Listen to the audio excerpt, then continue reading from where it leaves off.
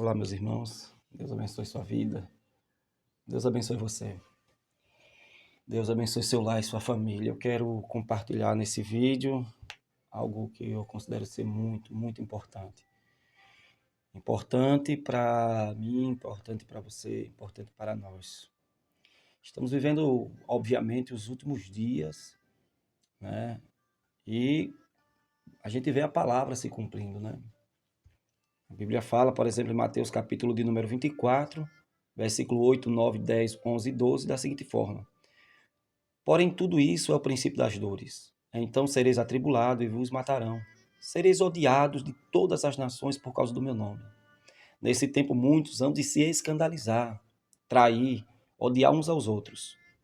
Levantar-se-ão muitos falsos profetas e enganarão a muitos. E por se multiplicar a iniquidade, o amor de quase todos se esfriará. Então, a proporção em que essa frieza espiritual vai se alastrar e tem se alastrado é uma coisa assim absurda. Quando o amor ele acaba, quando ele esfria em razão da multiplicidade da iniquidade, acontecem as traições, os escândalos, né, a morte, enfim. Hoje eu vejo isso acontecendo constantemente nesse meio chamado meio evangélico, meio gospel, né? Constantemente a gente vê isso acontecendo. Claro que eu estou falando do nosso meio, mas a gente percebe isso que em todas as áreas, em todas as religiões, seja espírita, católico, evangélico, nós temos visto isso na sociedade, né? A multiplicação da iniquidade e com isso a frieza tomando conta dos corações a ponto das pessoas se despedaçarem, abandonarem suas igrejas, seus princípios, né? Enveredarem por caminhos que não foram chamados por Deus. Tem sido difícil, irmão, viver, tem sido um desafio pastorear, tem sido difícil servir a Deus nesses últimos tempos. Nós nos comprazamos na palavra do Senhor, pois essa é que nos fortalece, né? E eu quero aqui externar, né, esse sentimento, esse pensamento a respeito disso, né? Para que a maldade não venha infectar você. Porque o pior mal que pode acontecer com você, comigo, é tomarmos decisões achando ser o melhor para nós, né? E com isso contrariando os princípios de Deus em nossas vidas. Vou tentar explicar isso. Há muitos que abandonam o ministério, né? Porque dizem assim: entre ministério e minha vida, eu prefiro a minha vida. Entre ministério e a minha paz, eu prefiro ter paz. E com isso estão abandonando igrejas, abandonando o chamado para não serem contrariados. Eu entendo a dor, a agonia de muitos, né? Também já tive e tenho muitas vezes o desejo, quem é que não tem, de abandonar, de largar a mão, de me esquivar, de me isolar para não ter que ser humilhado, perseguido, caluniado, vilipendiado, né? Porque nós estamos vivendo num mundo em que as pessoas pregam a misericórdia, mas eles são os primeiros a crucificarem aqueles que eles julgam ser pecador. Chega a ser um negócio tão ilógico, mas tão ilógico, que na minha realidade eu vejo assim, né? Aquilo que eu vivencio, eu vejo assim. Tá lá um cara, ele mata, ele rouba e até comete delitos piores aí, né? Como estupro e tal, morte, né? E tal. E aí o que é que acontece? Os nossos queridos irmãos, eles se empenham com o seguinte pensamento: Deus veio buscar e salvar os que se havia perdido, vamos atrás dos perdidos, vamos perdoá-los, vamos amá-los, vamos restaurá-los, porque nós somos a igreja, nós temos que dar exemplo e tal. Ganha o perdido, o maconheiro, o ladrão, a prostituta, o assassino, o homossexual, né, o hétero, seja lá quem for. E aí eles abraçam por um tempo, e aí por um tempo, se essa pessoa não mudar na concepção deles, não se enquadrar no que eles acham, que deve ser a igreja, como deve ser a igreja, essa pessoa dentro da igreja começa a ser perseguida, né? Essa pessoa começa a ser vilipendiada pelos próprios que pregam a misericórdia, o amor, né? Eles mesmos começam a crucificar, eles mesmos começam a denegrir, né? Dividir igreja, sair de cargo, né? Colocar o seu nome nas esquinas. Com isso, eles estão achando que estão fazendo justiça, quando na verdade eles não têm nenhum discernimento do que eles estão fazendo. Eu consigo entender hoje o que Jesus e também Estevão fez ao ser crucificado e apedrejado. Quando eles dois disseram assim: Pai, perdoa eles que não sabem o que faz. Acredito que pessoas que agem dessa maneira são meninos na fé, são pessoas desprovidas do amor de Deus e da experiência com Cristo Jesus. Nós não sabemos lidar com a igreja, com o pecado do irmão. Não, a gente mata, crucifica. Aí se esse irmão quer ser perdoado por esses tais que pregam o genuíno evangelho, entre aspas, ele tem que se desviar, chegar, viver no mundo e fazer todo tipo de atrocidade. Quando ele cair num estado de decadência total, aí os mesmos vão começar a pensar assim: como era um grande pregador, uma pregadora de mão cheia, olha como é que se encontra, meu Deus, eu sei que foi o próprio pecado dele que fez isso, mas vamos lá atrás agora, vamos levantar, vamos dar uma segunda chance. Mas para essa segunda chance vir, essa pessoa ela teve que cair e chegar ao estado mais terrível que um ser humano pode chegar para obter o perdão e a compreensão desse povo que se chama pregador, pastores, missionários, seja lá quem for, esse meio gospel aí, né? É assim que funciona, pelo menos na nossa realidade aqui. Quantas vezes eu e qualquer outro irmão somos alvejados por calúnias que só não desestruturou a nossa família, a nossa vida, porque não passam de calúnias, certo? Com isso, eu tenho uma experiência de vida hoje para dizer a você, meu irmão, que ai de você se esses crentes supor que você está em pecado. Não precisa ver nada, não tem foto, não tem áudio, não tem vídeo. Se alguém falar assim, ele está em pecado, acabou para a sua vida. Eu costumo dizer o seguinte: suponhamos que o irmão, a irmã esteja em pecado. O que a Bíblia diz? A Bíblia diz assim: force ele a confessar. E se caso ele não confessar ou ela confessar, vá e conte em todos os lugares. Né? Denigra, faça motim, se levante contra, jogue pessoas contra. Não queira saber se eles têm família, se eles têm filhos, se eles têm uma vida, uma história por trás disso. Não, destrua, destroce eles. É assim que acontece. É assim que acontece nesse meio, né? E quando é à noite, está todo mundo lá, em outro lugar, outra igreja, ou na mesma igreja, dizendo amém, aleluia, e pregando, cantando sobre amor e misericórdia. Quando, na verdade, são pessoas que eu não quero aqui direcionar minha fala a, a, a uma pessoa, porque eu não estou falando de ninguém, estou falando do que é esse meio gospel. São pessoas más, pessoas sem um pingo de conhecimento, de relacionamento com Deus. Eles não têm noção do que eles estão fazendo, né? Ou têm noção do mal que eles estão operando. Mas aí vem você, vítima de tudo isso, e quer abandonar tudo. Eu quero encerrar esse vídeo fazendo uma pergunta para você. No seu lugar, Jesus abandonaria o cargo? Abortaria a missão? Jesus ficaria chateado, com raivinha? Como é que Jesus ia agir? Jesus, eu vou dizer aqui para você o que a Bíblia diz sobre ele. o que ele faria no seu lugar, no meu lugar. Ele iria até o fim. Ele cumpriria a vontade de Deus, mesmo sendo caluniado, humilhado, ultrajado, perseguido, vilipendiado, como ele foi. A Bíblia diz em João capítulo 13 que ele amou os seus discípulos até o fim. E quando a Bíblia fala no capítulo 13, lembre que Judas ainda estava ali.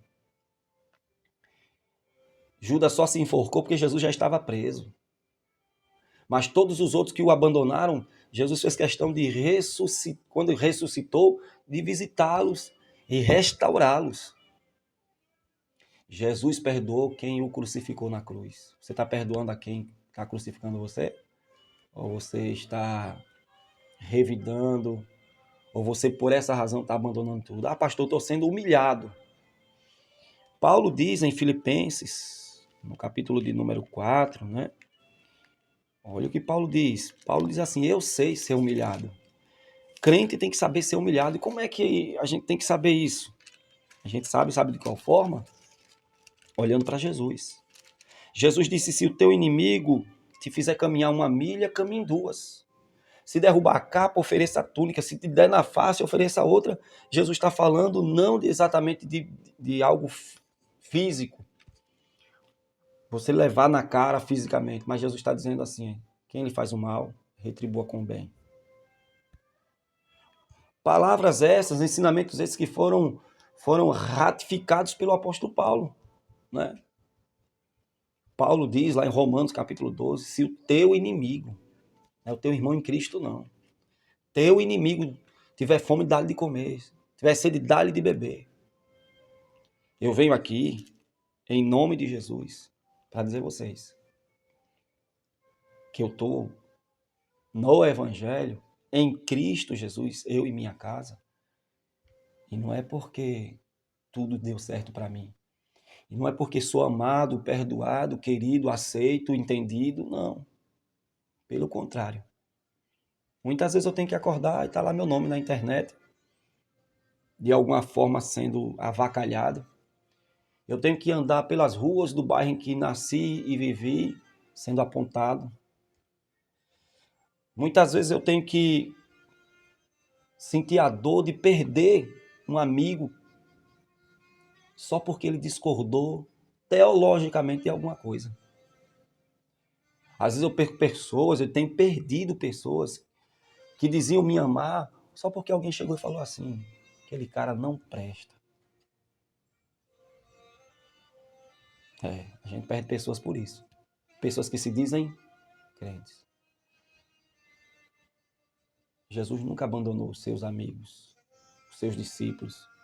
A gente abandona. Por questões fúteis, até mesmo. Coisas simples, a gente acaba abandonando o ministério.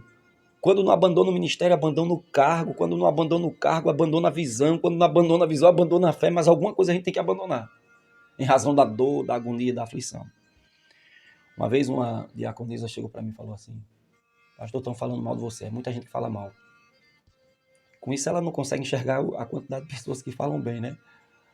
Porque parece que o mal consegue ofuscar a grandiosidade do bem. Parece. E eu fiquei tranquilo. Mostrei para ela Mateus, capítulo 5. Porque ela veio no tom de acusação. Mateus, capítulo 5. A gente sabe que há muitos escândalos por aí, que há muita gente que de fato tem feito propositalmente por onde receber tais críticas, né? Agora vamos lá.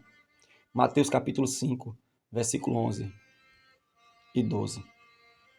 Bem-aventurados quando, por causa do meu nome, vos injuriarem, vos perseguirem e mentindo disserem todo mal. Não é um pouco não, é todo mal contra vós. Alegrai-vos, porque é grande o vosso galardão no céu, porque perseguiram os profetas que vieram antes de vós. Então, diga-se de passagem, é normal em um mundo decaído pelo pecado, depravado moralmente, né? Você ser vítima de calúnia, principalmente você que exerce uma função dentro do reino de Deus. Aprenda a lutar com as armas que Deus tem lhe dado, a oração, a humildade. Cheguei a ser pastor de uma igreja batista, né? E até hoje permaneço pastoreando 3 comunidades. E todos os dias eu passo por essas situações. Todos os dias. E o meu fortalecimento é a palavra, é a oração, são as boas amizades, é o foco que eu tenho no meu chamado. Mesmo que alguém coloque e imponha barreiras para isso. Não há quem pare aquele que está em Cristo. Porque são como os montes de Sião, que não se abalam, mas permanece para sempre. Aleluia. Glória a Deus. Você não pode desistir do propósito porque alguém está dificultando as coisas para você. Porque alguém não compreende, porque alguém colocou barreira, puxou tapete, caluniou. Irmão, se eu for falar aqui do tamanho, do nível, do grau das calúnias, Jesus amado, eu deixo de existir. 175 pastores antes da pandemia tiraram suas próprias vidas e muitos casos que nós conhecemos é por conta de calúnia. Como um determinado pastor de uma grande igreja, que o filhinho abriu a porta da garagem, ele estava pendurado com a corda no pescoço, morto. E ele tinha bons carros, ele tinha uma boa casa, uma família que o amava, mas a pressão do povo fez com que ele tirasse a própria vida. Ora calabachurico managai. Eu quero dizer aqui, em nome de Jesus, não desista.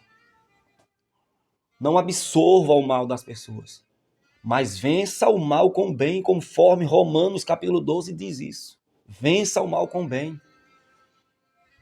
Seja bom, alebaço, e seja puro. É as pessoas humilhando você, amém, Deus abençoe. Tem umas, é claro, que não dá para a gente conviver, mas naquilo que depender de nós, conforme está escrito na palavra, mantenha paz com todos os homens. E a santificação sem a qual o homem não verá a Deus. A maldade não pode impregnar você. O que é que está escrito, por exemplo, em Gálatas? Abra sua Bíblia aí em Gálatas, capítulo 6, meu irmão. Isso serve para o casamento, para a família, para os relacionamentos na empresa, para todas as questões da tua vida. Olha o que diz Gálatas capítulo 6. Meu irmão, se alguém for surpreendido, você for tomado de surpresa pela maldade de alguém, né? Vós que sois espirituais, se você é um homem espiritual, uma mulher espiritual, olha o que a Bíblia está dizendo. Vós que sois espirituais, corrija-o com espírito de mansidão, olhando para você mesmo, para que também você não seja tentado. A gente corrige as pessoas com mansidão para não ser tentado. A gente encaminha tal com mansidão para não ser tentado. Diz um grande filósofo que o problema de lidar com os monstros é você não se tornar um. Tenha cuidado. É um tempo difícil, é um tempo árduo, mas eu espero em nome de Jesus, após você ver esse vídeo, você não desista da sua caminhada. Não é porque pastor fulano, missionário Beltrano, seja lá quem for, fez o errado, deixou de fazer, que eu vou me escandalizar e dizer que pastor não existe mais, que não quero congregar mais. Outro dia eu vi num podcast um pastor sendo confrontado. Você permanece aí na igreja porque você recebe salário. Porém, eu dirijo igrejas que eu não recebo salário. Há muitos outros pastores, dentro das Assembleias de Deus, por exemplo, né, e de outras denominações, em localidades simples, que eles não recebem salário. Recebem ajuda de custo. Há quantos e quantos obreiros e missionários fazem a obra do Senhor voluntariamente, sofrendo. Meu irmão, Deus te chamou para mudar a história das pessoas. Deus te chamou, quando eu citei aqui as Assembleias de Deus Missão, conhecida como Igreja Assembleia de Deus do Belém, é porque minha família praticamente nasceu lá e os nossos tenho parentes lá e eu conheço a realidade. Não é para denegrir, mas para exaltar esses irmãos que estão lá, trabalhando fielmente.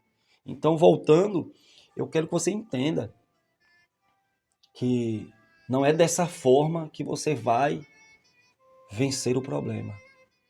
Não é se esquivando, não é relativizando, não é se escondendo, é fazendo.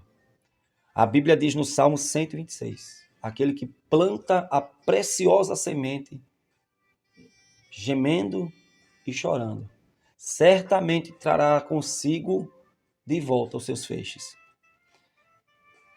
É doendo. Você ali, fazendo a obra. É assim que estou aqui há 22 anos.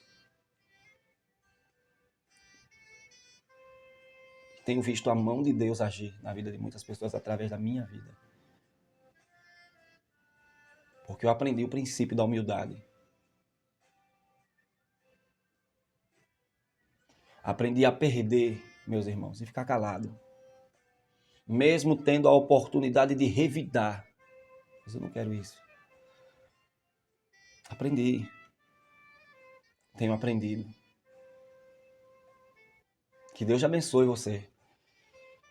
Que o poder do Senhor restaure você após ver esse vídeo. Que Deus levante você. Que Deus cuide de você. Dê força para você agir como tem que ser. Haja como Jesus agiria, rapaz. Que é isso que orgulha o coração de um pai. Andar calabachuri, calavácia. Aleluia. É isso que orgulha o coração de Deus. É ver o filho agir como ele agiria. Ou como o próprio Cristo, que é Deus encarnado, agiu. Louvado seja o nome de Jesus. Eu aprendi com o pastor Zé Mário. Ele dizia o seguinte: crente não tem razão. Crente é como ovelha muda levada ao matadouro. E isso ele falava apoiando-se nas palavras e nos ensinos de Jesus, que ora foram citados aqui por mim. É te bater na face, você oferecer a outra. É forçar a caminhar uma milha, você caminhar duas. É ter fome, o seu inimigo ter fome, você ir lá e ajudá-lo. Eu espero em Deus que o Senhor lhe abençoe após você ver esse vídeo. Fica na doce paz de Jesus. Não desista, não pare, viu?